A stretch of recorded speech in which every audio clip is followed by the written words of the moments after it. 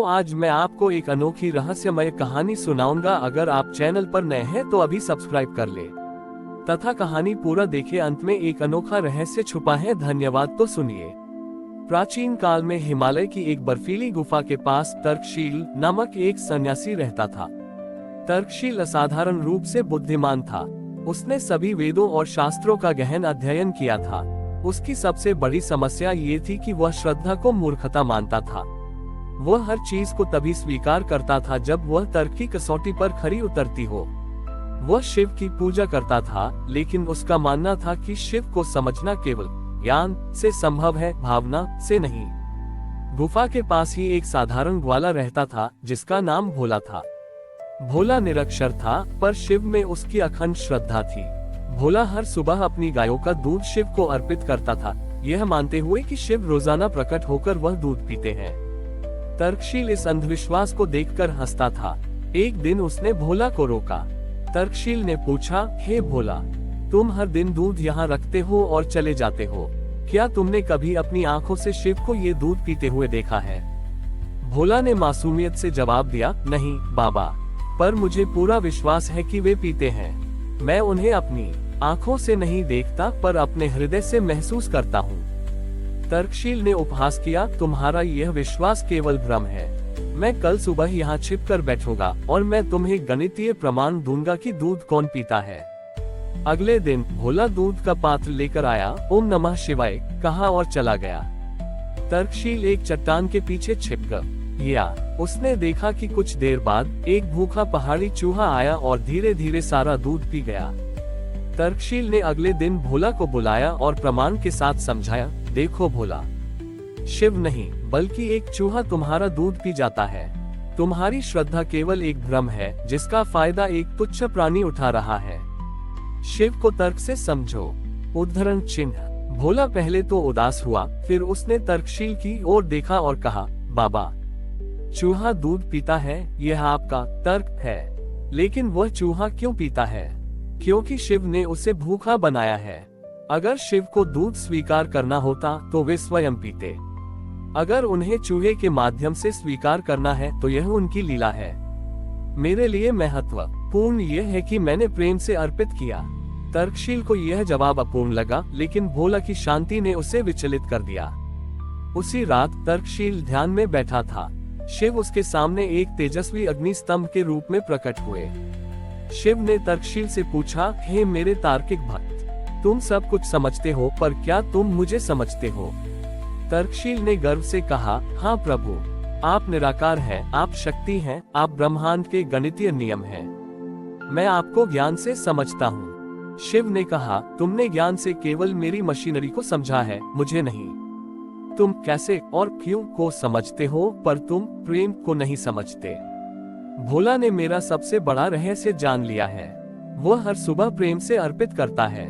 उसे कोई फर्क नहीं पड़ता कि चूहा पीता है या मैं पीता हूँ। उसका कर्म फल से मुक्त है। शिव ने आगे कहा, सत्य यह है कि मैं चूहे के रूप में भी वही शिव हूँ और तुम्हारी मूर्ति में भी वही शिव हूँ। जिस क्षण तुम प्रेम से देते हो, वह दान मुझे उसी क्षण मिल जाता है।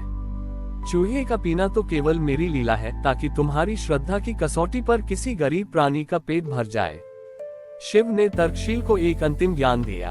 तर्क वह सीढ़ी है जो तुम्हें मेरे द्वार तक लाती है, पर श्रद्धा वह पंख है जो तुम्हें द्वार के भीतर प्रवेश कराता है। तर्क के बिना श्रद्धा अंधी है, पर श्रद्धा के बिना तर्क केवल बांझ है। तर्कशील की आंखें खुल गईं। उसने समझा कि उसने अपने जीवन में प्रेम और समर्पण के सबसे सरल गणित को छोड़ दिया था। उसने अगले दिन भोला के चरणों को छुआ और फिर दोनों ने मिलकर प्रेम और जागरूकता के साथ दूध अर्पित किया। तर्कशील ने शिव के आदेशानुसार अब ज्ञान, तर्क और भावना, श्रद्धा के बीच संतुलन साधना शुरू कर दिया था। वह अभी भी शास्त्रों का अध्ययन करता था, लेकिन अब वह हर सूत्र के पीछे छिपे प्रेम के भाव को महसूस करने की कोशिश करता था। वह हर सुबह भोला के साथ दूध अर्पित करता और अब चूहे को दूध पीते देखकर हंसता, ये जानते हुए कि यह शिव की एक छोटी सी लीला है। गांव में धीरे धीरे ये खबर फैल गई कि तर्कशील साधु ने अपनी अत्यधिक तार्किकता को त्याग दिया है और वह अब भोला नामक ग्वाले से सीख रहा है। ये बात जंगल में आग की तरह फैली और एक संशयवादी समूह तक पहुंची जिसका नाम था स्वयंभू। स्वयंभू समूह केवल उन्हीं शक्तियों पर विश्वास करता था जिन्हें वे मानव बुद्धि से उत्पन्न कर सके, जैसे यंत्र, तकनीक और जटिल गणनाएं। वे प्राकृतिक शक्तियों और दैवीय चमत्कार को निरी बकवास मानते थे। स्वयंभू समूह का मुखिया मेधावंत तर्कशील के पास आया। मेधावंत ने तर्कशील का मजाक उड़ाया। हे तर्कशील, मैंने सुना है कि तुमने अपनी बुद्धि का पतन कर लिया है और अब तुम एक ग्वाले के अंधविश्वासों का समर्थन करते हो। तुम मानते हो कि एक चूहा पीना भी शिव की लीला है। हमें शिव या किसी अलौकिक शक्ति पर विश्वास नहीं है, हम केवल कारण और प्रभाव को मानते हैं। मेधावंत ने चुनौती दी, यदि तुम्हारा शिव सत्य है तो उसे यहाँ एक ऐसा चमत्कार दिखाना होगा जो किसी नियम का पालन न करता हो, जो हमारी बुद्धि से परे हो। केवल प्रेम और आस्था से संसार नहीं चलता, साधु। तर्कशील ने शांति से कहा, मेधावंत जी, शिव चमत्कार हर पल करते हैं, पर आप उन्हें केवल तभी स्वीकार करते हैं जब वे आपकी बुद्धि के अनुरूप हों। शिव का सबसे बड़ा चमत्कार यह है कि वे नियम भी बनाते हैं और नियमों को तोड़ते भी हैं, यही उनकी पूर्णता है। मेधावंत अड़ा रहा, हमें नियम भंग देखना है। तर्कशील ने शिव से प्रार्थना की। भोला अपने हृदय में बिना किसी अपेक्षा के ओम नमः शिवाय जप रहा था। अगले ही पल गुफा के बाहर की बर्फीली चट्टानें हिलने लगी। यह कोई भूकंप नहीं था, बल्कि एक संरचनात्मक परिवर्तन था।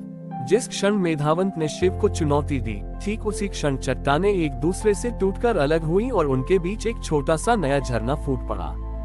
ये झरना किसी ऊंचे ग्लेशियर से नहीं आ रहा था, बल्कि सीधे जमीन के भीतर से निकल रहा था। उसका पानी अत्यंत गर्म था, हिमालय की भीषण ठंड में एक गर्म जल का स्रोत। मेधावंत ने तुरंत अपनी गणना शुरू कर दी।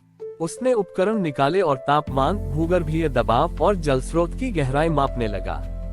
हर गणना विफल रही। पानी का तापमान, दबाव और बहाव किसी भी ज्ञात भूगर्भीय नियम का पालन नहीं कर रहा था। ये झरना किसी भी वैज्ञानिक कारण से असंभव था। मेधावंत हक्का बक्का रह गया। ये कैसे संभव है? भौतिकी के नियमों के अनुसार यहाँ इतना गर्म जल नहीं होना चाहिए।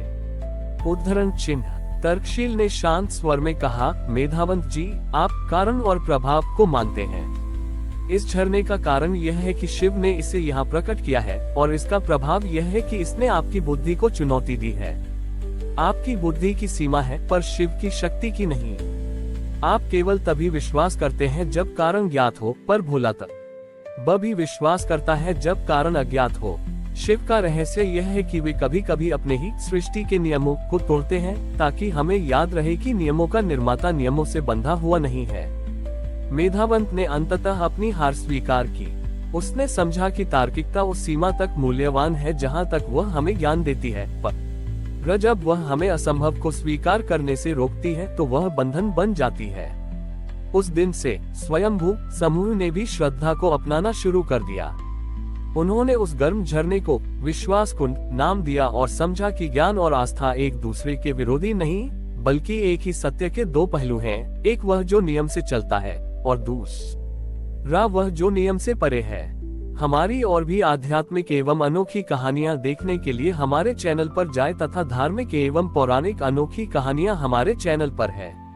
कृपया जाके देखें तथा हमारे चैनल को सब्सक्राइब करके रखें और वीडियो लाइक जरूर करें। धन्यवाद।